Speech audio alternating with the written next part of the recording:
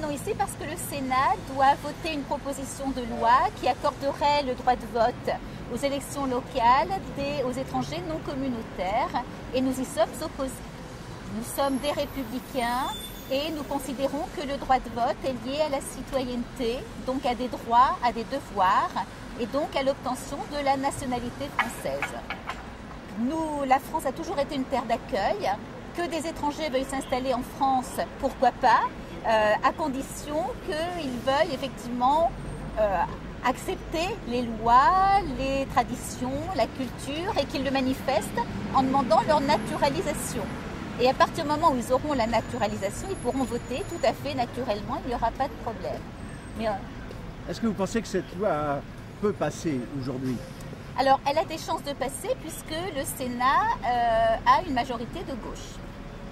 Donc, effectivement, on sait que Martine Aubry, dès le lendemain des élections sénatoriales, a dit que la priorité, ça allait être justement d'accorder le droit de vote aux étrangers. C'est une espèce d'obsession pour elle, qu'elle avait déjà dès qu'elle est devenue secrétaire du PS, donc il y a 2 ans. Elle a dit, la première chose, elle a dit, c'est il faut qu'on travaille pour que les étrangers aient le droit de vote. Comme si c'était une priorité. Et là, on retrouve vraiment une trahison des élites de gauche qui veulent remplacer une population par une autre et qui le disent clairement. Ils veulent une autre civilisation et ils veulent que disparaissent nos traditions. Nous nous inscrivons dans la tradition de la Déclaration des droits de l'homme de 1789. L'article 3 dit clairement que le droit de vote est lié à la nation et que nul ne peut donner son avis, nul ne peut, on va dire, peser sur le destin de la France s'il n'a pas la nationalité française. C'est vraiment quelque chose de fondamental. Alors, si on se fait un peu l'avocat du diable, qu'est-ce qui empêcherait quelles sont les valeurs qui empêcheraient les étrangers de voter en France?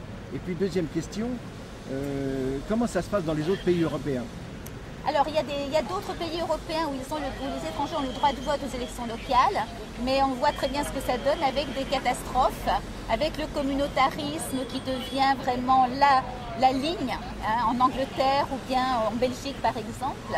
En France, si nous avions le droit de vote des étrangers, il est clair qu'on aurait de plus en plus de subventions à des édifices religieux comme les mosquées, puisque les immigrés d'origine musulmane sont les plus nombreux en France et qu'ils ont une demande qui ne respecte pas la laïcité, qu'ils ont une demande effectivement d'imposer leur culte. On peut craindre même que toutes les subventions qui actuellement sont données à des associations laïques ne soient pas du tout, effectivement, ne soient pas pérennes. Parce qu'on aurait un veto de tout ce qui est contre la charia, contre l'islam. Je ne voudrais pas non plus que des gens instaurent des horaires spécifiques dans les piscines pour les femmes.